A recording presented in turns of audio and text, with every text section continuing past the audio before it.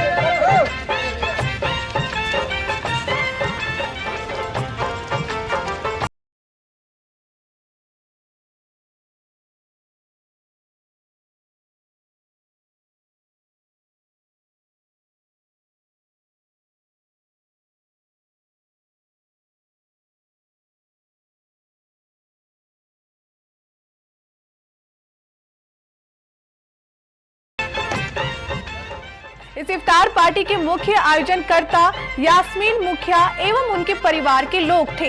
इस इफ्तार पार्टी के सफल आयोजन में स्थानीय लोगों ने भी अहम भूमिका निभाई। आज इफ्तार का आयोजन वार्ड नंबर 42 में वार्ड के और तब सुदूर दूर से रोजेदार को आमंत्रित किया गया था। बड़े पैमाने पर लोग आए और यह दोनों, जिसको गंगा जमुना संस्कृति कहते हैं, दोनों समुदाय के लोगों को बुलाया गया था कि हम लोग आपस में कैसे एक साथ रहें, कैसे सद्भावना बना के चलें, अमन चैन शांति हमारे समाज में कैसे कायम रहेगा, इसका एक मिसाल पेश हुआ है। और इसी के एवज में आज इफ्तार पार्टी का आयोजन करके एक ठो मिसाल पहचान दिया गया है कि कल के दिन में हम लोग कहीं दो नहीं है, सब हम लोग एक हैं। ये इफ्तार पार्टी भी कटिहार की गंगो जमुनी संस्कृति की प्रतीक थी। क्या हिंदू क्या मुस्लिम, सभी लोगों ने इस इफ्तार पार्टी में बढ़ चढ़ कर हिस्सा लिया। पार्टी का आयोजन किया गया है। आज इफ्तार का एक बड़ा आयोजन हमारे अग्रज यासीन मुखिया जी के द्वारा आयोजित किया गया, इसमें भाग लेने का अवसर मिला। और आज हम सबों ने आज का इफ्तार हम सब सम्मिलित रूप से ग्रहण किए। हम इस मुबारक महीने में हम अपनी शुभकामना देते हैं और हम सब मिलकर कटिहार और बिहार की तरक्की कैसे, इसी में भारत की तरक्की है। और जब तक कि हम सब मिलकर एक दूसरे के किसी को एक दूसरे के त्यौहार को में हिस्सेदारी बताएंगे, तभी हम सब मिलकर देश को आगे बढ़ा सकते हैं। हमारी क्या है कि घर पर आयोजित ये इफ्तार पार्टी पूरे देश को एक संदेश है। हमारे देश में हिंदू मुस्लिम किस मिल्लत के साथ रहते हैं, आज इस संदेश को हम पूरे देश को दे रहे हैं। और आग्रह करते पूरे देशवासियों से कि राजनीतिक दबाव में मत आइए, किसी के बहकाव में मत आइए और अपने सब भाई मिलकर रहेंगे और देश को आगे लेके चलेंगे। धन्यवाद। संविधान आ रहा है, संविधान अम्बेडकर का जयंती आ रहा है 14 तारीख। संयोग से वो भी जुम्मे को पड़ा 14 अप्रैल को ही, शायद आखिरी जुम्मा के पहले आएगा। तो ये भारत की खूबसूरती है। सभी धर्म, हिंदू मुसलमान सिख ईसाई, हम लोग को इंतजार रहता है कि भाई ये पवित्र महीना रमजान का महीना, लोग हज करने भी जाते हैं तो हम लोग उनसे कहते हैं जरा सा देखिएगा, हम लोग के लिए भी दुआ कीजिए, चाहे ख्वाजा गरीब नवाज में जाए। तो यही भारत की खूबसूरती है और इससे भारत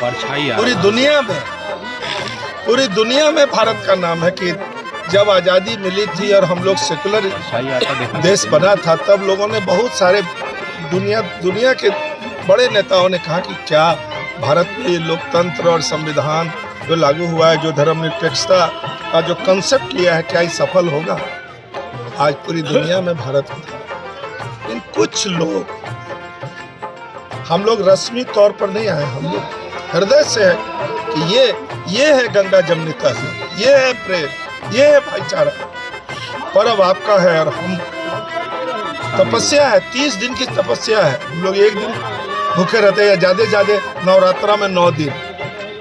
ये तपस्या है। हम लोग हम आज के समय में पूरा 140 करोड़ लोगों के कल्याण की बात करते हैं कि सब प्रेम से रहे, अमन चैन से रहे, भाईचारा से रहे, मिल्लत से रहे, गंगा जमुनी तहजीब को आधार माने।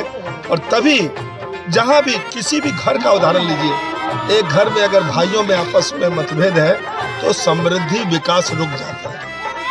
ये देश, हमारे प्रधानमंत्री जब आए थे, बोला 125 करोड़ देशवासी है हम लोग, सब लोग एक एक कदम आगे बढ़ेंगे तो देश आगे बढ़ेगा। तो केवल भाषण से नहीं, रस्मी तौर से नहीं, बल्कि व्यवहार में उसको लागू करना होगा, तभी हम लोग सच्चे भारत के नागरिक, भारतीय हैं। वी ऑल आर इंडियन, भारतीय हैं हम।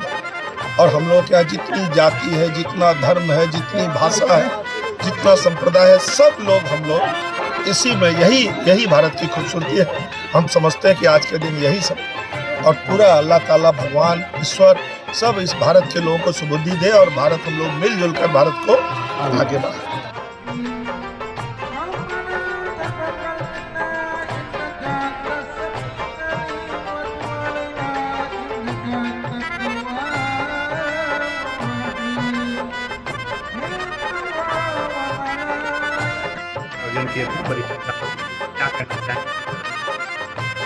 जी, इसमें बिल्कुल जो है रमज़ान का मौका है और इफ्तार इसलिए हम लोग करते हैं कि पूरी दिन हम लोग भूखे रहते हैं और शाम में हम लोग इफ्तार करते हैं।